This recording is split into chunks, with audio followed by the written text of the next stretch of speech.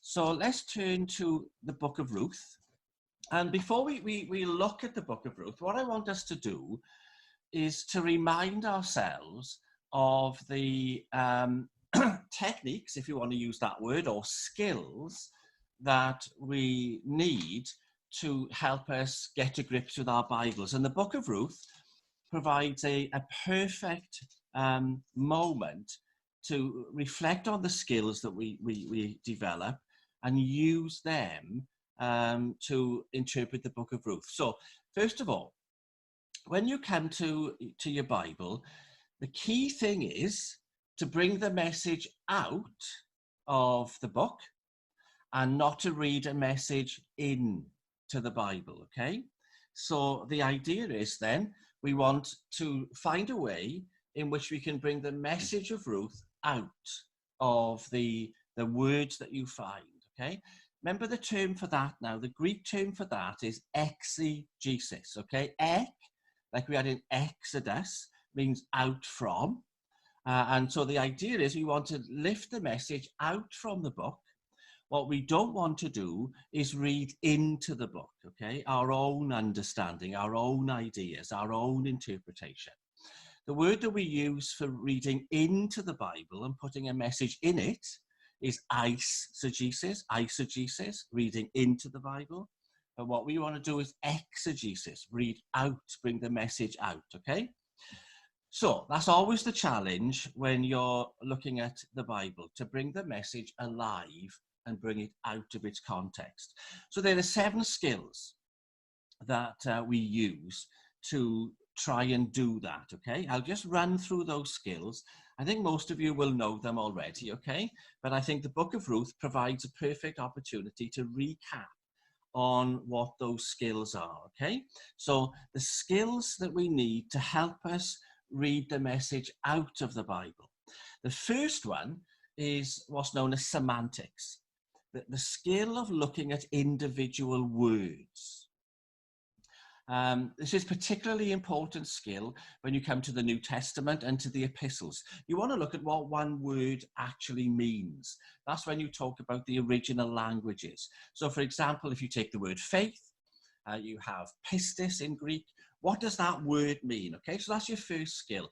Focusing on a word, looking at the meaning of the word, seeing how the word would be used. Now, there's some dangers there, of course, but that's the first skill, okay? Looking at the meaning of a word. The second skill that we use to read our Bibles is the idea of context.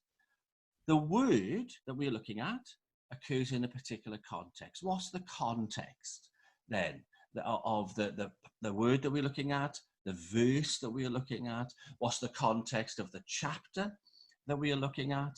And of course, what's the context of the book that we're looking at? So it's always important to think about the context of whatever it is that you're reading. Third skill, you want to look at the book, the passage, the verse, and you want to compare it to other books and other verses and other passages. And very often the Bible is wanting you to do that because you'll be reading a passage and it'll remind you of another one. So do you remember when we looked at the book of Leviticus? There's a story there about a chap at the end of the day on a journey, going into a city, taking refuge in a person's house, and the people of that city come banging at the door because they want, in the biblical term, to know his daughter, exactly like Genesis then and this experience of Lot and Sodom. So you've got to compare these passages, okay? That's skill number 3. Skill number 4 then is to contrast the passages. So the one you're looking at may remind you of another one, another passage. So you're comparing them, but then you want to know what's different about those 2 passages. So you may remember when we looked at Luke's gospel, Luke tells us the story of the birth of Jesus and the story of the birth of John. You can compare those 2. But you also want to know what's different about the way Luke tells us John's birth story and Jesus' birth story. And when you see the differences, then that's hugely important and really interesting, okay? So there's your contrast. Now, the next two skills you're going to need in the book of Ruth, and they are repetition.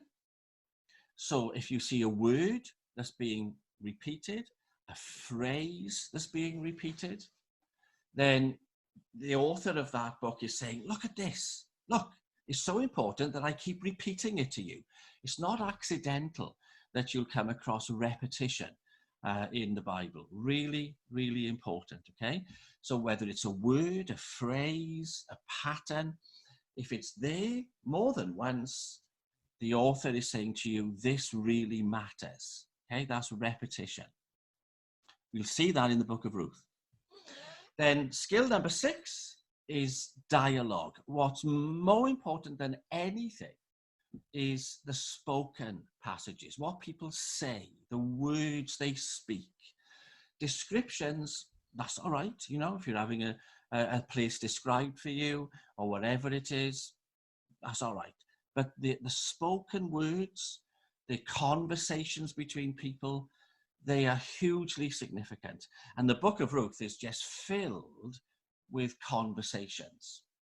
So really important to notice what's dialogue, what's being said, okay?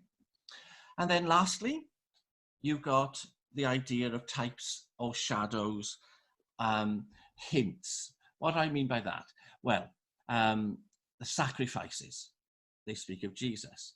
The temple speaks of Jesus. The priests speak of Jesus. They're types, they're ideas, they are examples of, okay? And you need to look at your Bibles in the Old Testament and think, oh, that's a type of Jesus. And that what happens there, what we're seeing here, is pointing us to Jesus, okay? They are the skills then that we have to use when we are looking at our Bibles, okay? So there's 7 of them. We could say a lot more about them, but we'll just hold on to those for a moment, okay? 7 skills that help us to interpret our Bibles. So with those in mind then, let's put them to the test by going to the book of Ruth, okay? So 4 chapters, and the book of Ruth is set during the period of the Judges. So think back to last week when we looked at the book of Judges. Terrible time in the history of God's people, a period of about 400 years maybe, during which things get worse and worse and worse, okay? Now, the book of Judges sets us up for the introduction of the monarchy. What Ruth does, it tells us how that's going to come about. How are we going to get our monarchy? Well, Ruth is the book that leads us to the monarchy, okay? So, you know the story. I don't think I need to go over the story, do I, particularly? Chapter 1 and the first 5 verses sets up the story then. So there's a famine in the land of Israel, and we have from Bethlehem, a family sets out from Bethlehem to the land of Moab in search of food. So we've got refugees, okay, very contemporary idea. These are not political refugees, these are economic refugees, okay? So Ruth 1, now it came to pass in the first verse there, in the days when the judges ruled, that there was a famine, in the land. And a certain man of Bethlehem in Judah went to live in the country of Moab, he and his wife and his 2 sons. The name of the man was Elimelech, the name of his wife Naomi, and the names of his 2 sons were Mahlon and Chilion. And they're from Bethlehem, we're told that, again, in Judah. And they went to the country of Moab and remained there. So here's a refugee family then. And they've abandoned the land, which is hugely important in terms of the covenant. So this family are putting themselves out of fellowship with God. They are putting themselves out of the place where God can be faithful and fulfill his promises to them. So out they go, and they live in the land of Moab. And then we see in verse 3 Elimelech died, and she was left alone with her 2 sons. And then the 2 sons took wives of the women of Moab, Orpah and Ruth, and they lived there for 10 years. And then both Mahlon and Chilion died. So the woman survived her 2 sons and her husband. So imagine the tragedy of this family then. They're economic refugees, then the father dies, the 2 sons die, and you have 3 women, unprotected, left alone in a foreign land. So the introduction to the book of Ruth is mirroring the awfulness of the time of the judges. So the story begins properly in verse 6 of chapter 1. So Naomi, she arises with her daughters-in-law that she might return from the country of Moab, for she had heard in the country of Moab that the Lord had visited his people by giving them bread. So she went out from the place where she was, and her 2 daughter-in-laws with her, and they went on their way to return to the land of Judah. Now, if you look at verse 8, what do you notice there now? Think of those 7 skills you need to interpret your Bible. What do you notice in verse 8? Of those 7 skills, which one now are you going to need in verse 8? And of course, the answer is dialogue, because the first spoken words in the book of Ruth occur in verse 8. And the first word that we find in the book of Ruth that is spoken is the word go. Now, this is a story about going, because they went from Judah into Moab. So they would go, off they went. They're coming back from Moab to Judah. So again, go, they're going back to Judah. And here is Naomi now telling these 2 young women to go back. So can you see how the very first spoken word is introducing the whole idea of the book of Ruth? It's about travel, it's about journeys, it's about having no place. Where do you go? Where do you belong? And where do you settle? And of course, the dialogue starts there and is full of hugely important phrases and words and ideas that we could spend months just looking at, okay? So the story is, 1 daughter-in-law goes, 1 stays, Ruth stays, they go back to Bethlehem, they return to Bethlehem by the end of chapter 1, causes a stir, and she's been absent over 10 years, but they remember who she is, and you remember how by the end of chapter 1, she's back in Bethlehem, she's changed her name, she's bitter, she's full of anguish, and the scene is set for what follows, okay? Now, I'm not going to go any further with the story. I'm assuming we all know the story. What I want us to do is look at the ideas that are in this story, okay? That you can take out, the meanings that you can take out for yourself. And the first one is that this book plays with the idea of emptiness and fullness. Okay? Those 2 ideas sit side by side throughout the book of Ruth. So let me see if I can show you. Emptiness, okay? The story begins with emptiness. Ruth 1 and verse 1.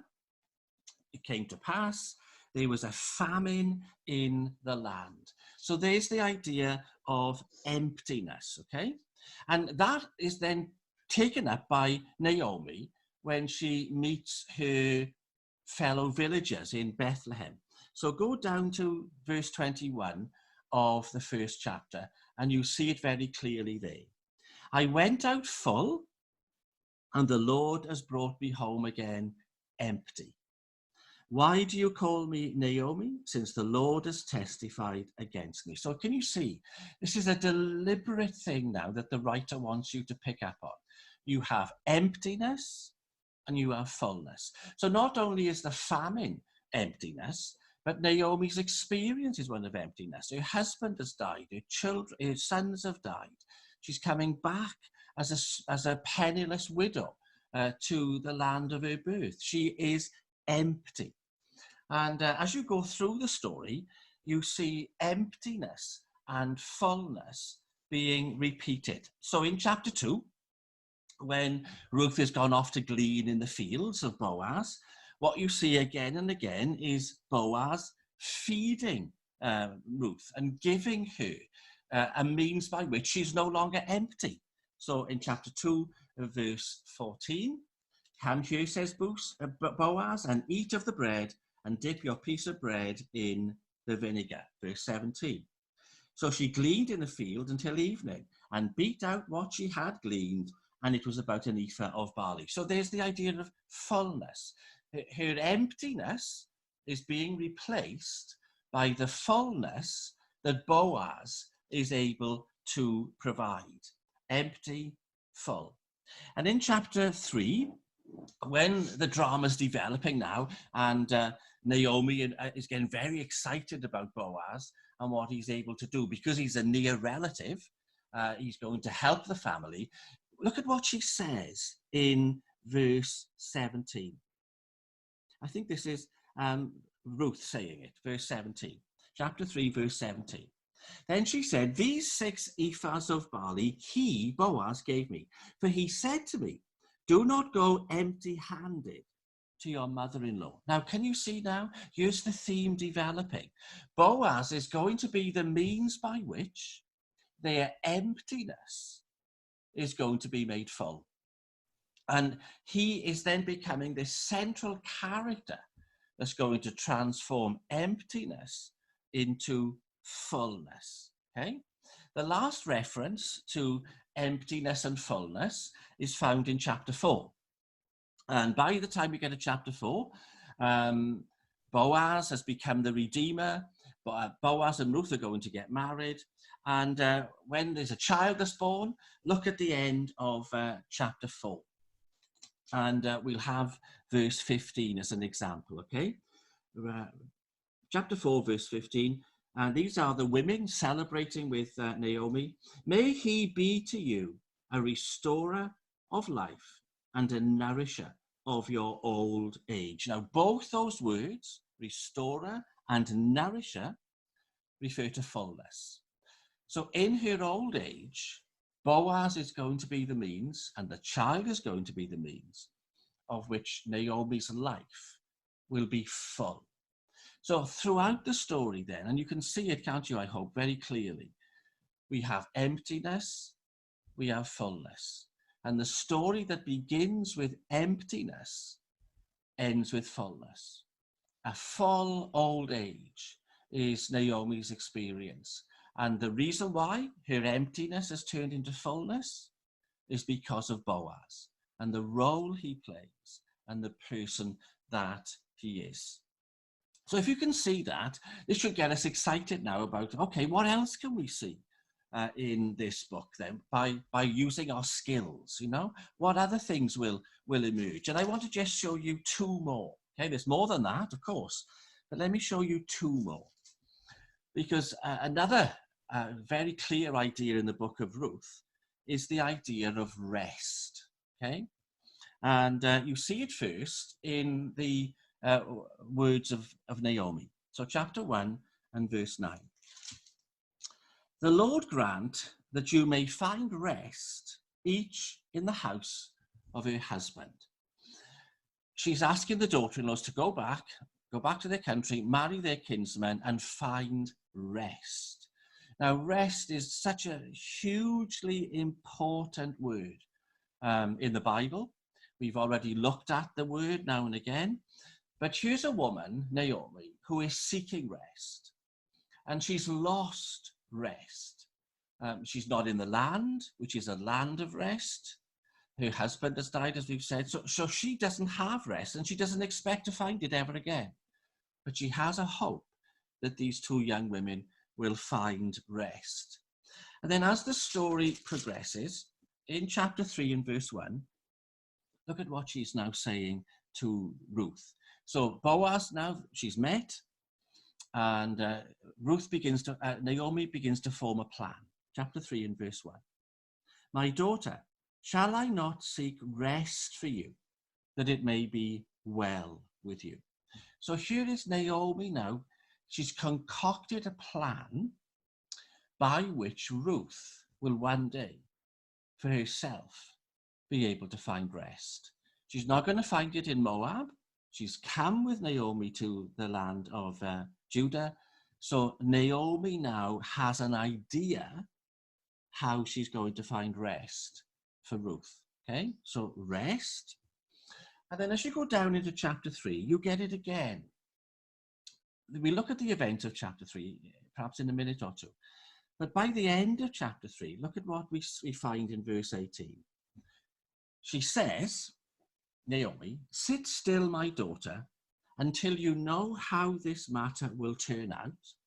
For the man, Boaz, will not rest until he has concluded the matter this day. What Naomi sees is that Boaz is going to be the means of bringing rest for Ruth and for herself. Chapter 4 is that complicated story about, getting the field and is a closer relative than Boaz, but forget that for a moment. Verse 18 of chapter 3 is key. Boaz is going to be the one who will find rest for Ruth and Naomi, and he will not stop until he finds rest. Okay, look at the words again. This man, verse 18 of chapter 3, will not rest until he has concluded the matter this day. Boaz is going to set aside his own rest until he finds rest for Ruth and Naomi. Now, what you should now be doing, everyone, is saying, gosh, that's Jesus, isn't it? Jesus did not rest. Jesus put aside his own rest until he was able to achieve rest for us. And he then says in Matthew 11, come unto me, all you who labor and are heavy laden, and I will give you rest. So here's Boaz as a type of Christ who is working unceasingly until he can find rest for his people. Boaz now is a type of Christ. Can you see the idea of rest there?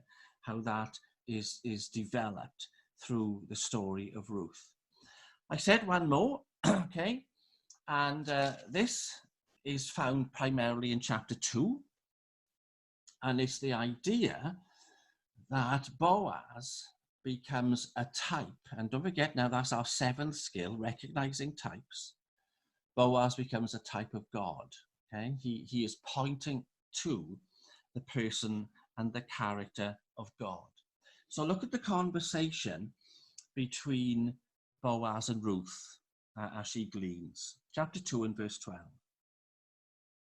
Here's Boaz. The Lord repay your work, and a full reward be given to you by the Lord God of Israel, under whose wings you have come for refuge. Okay, that's a beautiful phrase. And all of us love that phrase because we find the phrase throughout the Bible. So Boaz is recognizing that Ruth was drawn to the idea of God, and she has come now to seek refuge under the wings of God. Okay, that's Boaz to Ruth. When you turn to chapter 3 and verse 9, this is Ruth to Boaz. Okay, so listen to what Ruth says to Boaz. And he said, who are you? So this is these mysterious events at midnight now in the field. Who are you, he says. And so she answers, I am Ruth, your maidservant. Take your maidservant under your wings, for you are a close relative. Actually, that phrase reads, spread your wings over your maidservant. So Boaz says, you've come to seek refuge under the wings of God. And then Ruth says, spread your wings over me. Boaz is being identified there as a picture, an idea of God who spreads his wings over us and grants us protection. Can you see, by comparing those two verses with almost similar phrases, you get to understand the purpose that this is serving in the book of Ruth. Now, we've taken a bit of time here, okay? So I hope you're all still okay. Can I point out one or two other things, and then we'll open up a discussion. In the book of Ruth, Ruth is being compared by Boaz to a very famous Old Testament character, one who had gone before. You may remember this, some of you, okay? Let's have a look at verse 11 of chapter 2. Who is Boaz comparing Ruth to in verse 11? Okay, chapter 2 and verse 11. Boaz answered and said to her, "It has been fully reported to me all that you have done for your mother-in-law since the death of your husband, and how you have left your father and mother and the land of your birth, and have come to a people whom you did not know before." Who does he have in mind there? That phrasing, okay, remember now you look at phrases being repeated. You have left your father and your mother and the land of your birth, and have come to a people whom you did not know before. We'll discuss that in a minute, but when Boaz is comparing Ruth to this character, he is elevating Ruth to a hugely significant position, not only at that moment, but in the history of the people of God. Ruth is becoming the female version of this Old Testament character. And she's going to be as significant. And this is what Boaz sees. She is going to be as significant in the history of Israel as this character to whom he is comparing her. Okay, who's that then? And then lastly, what do we think? Let's turn to the end of the story, okay? So Boaz and Ruth are married now, and she's going to have a baby. And there's the general sense of celebration. Okay, so chapter 4 and verse 11. Let's read verse 11. So all the people who were at the gate and the elders said, "We are witnesses." So they witnessed now the fact that Boaz is becoming the redeemer. "The Lord make the woman who is coming to your house like Rachel and Leah, the two who built the house of Israel. And may you prosper in Ephrathah and be famous in Bethlehem. May your house be like the house of Perez, who Tamar bore to Judah, because of the offspring which the Lord will give you from this young woman." Why are they comparing Boaz and Ruth to Tamar and Judah? Why are they comparing it? Okay, now remember the skills. You compare and you contrast. So these people now, rejoicing in Boaz getting married to Ruth, are saying it's exactly like Tamar and Judah in the book of Genesis. Tamar and Judah had a son, Perez. Well, let's hope Boaz and Ruth will be like that. That their son will be like Perez. Now, Tamar and Judah were father and daughter-in-law. Tamar tricked Judah into sex by dressing up as a prostitute. Why is the author of this story comparing Ruth and Boaz to Tamar and Judah? Okay, really important now, guys. Compare and contrast, okay? And then lastly, and then I'll stop talking. If you go to the end of chapter 4, verses 18 to 22, you should be reminded of something here, okay? Ruth 4, 18 to 22. Now, this is the genealogy of Perez, the son of Judah and Tamar. This is the genealogy of, does that remind you of anything? Sounds familiar? This is the genealogy of? You've seen it at least 10 times before in the book of Genesis.